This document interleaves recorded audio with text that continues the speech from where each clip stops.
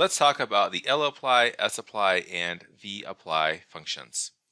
We're going to talk about them all together because the sapply and vapply functions are really just variants of the lapply function. The lapply function applies a function to each element of an atomic vector or list. It's key that the vector or list is atomic, which means that each element of the vector or list has the exact same type. And one example that I've used the lapply function for is performing analyses in simulation studies. And so I have simulation studies, I simulate data, I put that simulated data in each element of a list, and then I perform some analyses on each element of that list using the lapply function. A key detail about the lapply function is that after you use the lapply function, it always returns a list object. So what are the arguments of the lapply function?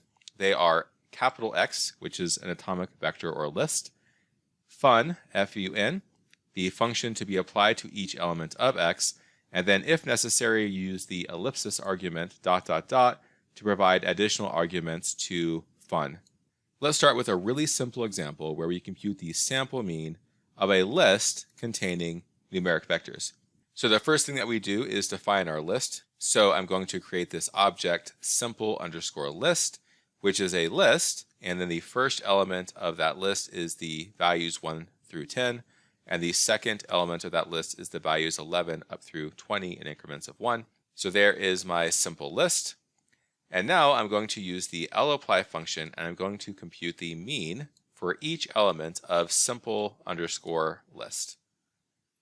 And not terribly surprising, but we get a list that has two elements, 5.5 and 15.5.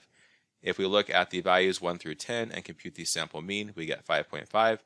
And if we compute the sample mean of the values 11, 12, up through 20, we get 15.5. So the lapply function returned a list with the mean of each element of simple_list. So how does the sapply function differ from lapply? Well, sapply attempts to coerce the results of lapply to a vector, matrix, or array, whichever is simplest, using the simplify to array function. Technically, the sapply function has two additional arguments compared to lapply.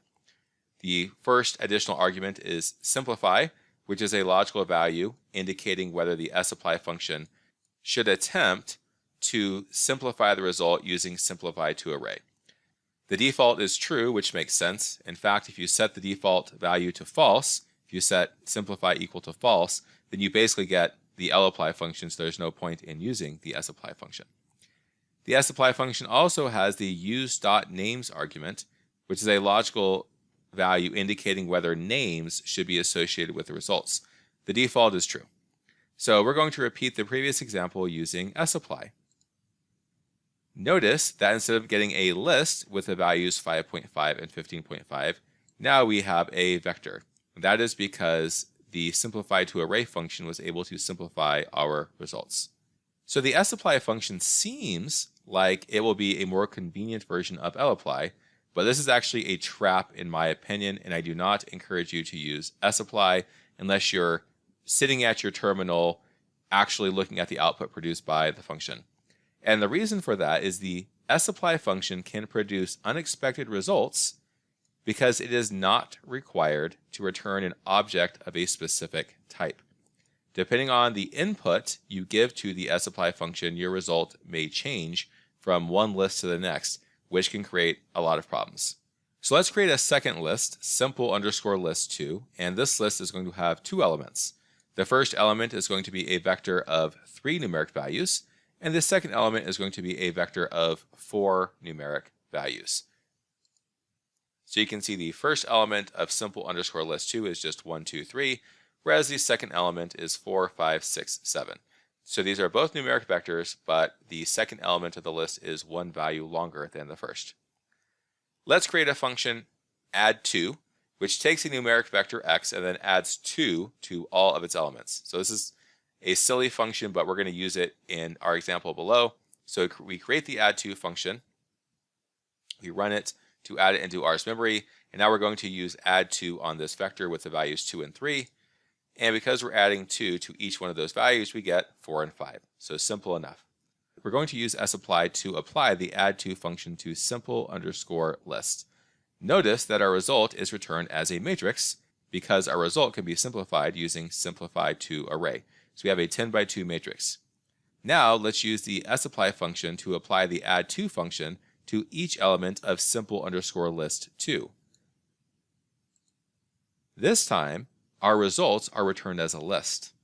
So we add 2 to the first 3 values and we get 3, 4, 5 in the first element of the returned list, and we get 6, 7, 8, and 9 in the second element of the returned list.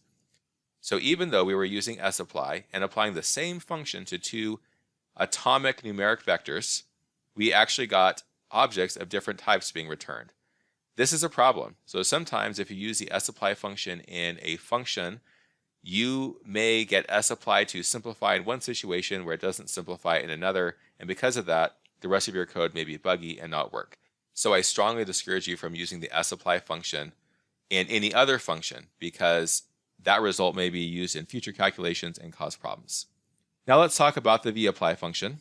The vapply function attempts to be a safer version of sapply, and the reason it's supposed to be safer is because it requires the user to indicate the data type expected from each application of fun. However, vapply also attempts to simplify the output using simplified to array, so I don't think it's really that much safer than regular old sapply. The vapply function actually does have one additional argument compared to sapply, and that is the argument fun.value, which is a template for the value returned by fun. Basically, what this is supposed to do is describe the structure of the object that's going to be returned by each application of fun. If what is returned by fun doesn't have the same structure as fun.value, then vapply is going to return an error. So let's create a trivial example. We're going to create 2 lists, L1 and L2. L1 has 2 elements containing integer vectors, whereas L2 has 2 elements containing double vectors. So double is just a different kind of float or numeric values that can be stored as decimal, whereas integer are whole numbers. And we create L1 and L2. You can see that L1 specifically uses integer values, whereas we can use regular old double values for L2. And we're going to apply the max function to L1 using vapply. Notice that I indicate fun.value equals integer 1, which means that every time I apply the max function to the elements of L1, I'm expecting to get an integer of length 1. So if we use the vapply function to do that, it works fine for the application of max to L1. We get 4 and 7. But what if we do the same thing for L2?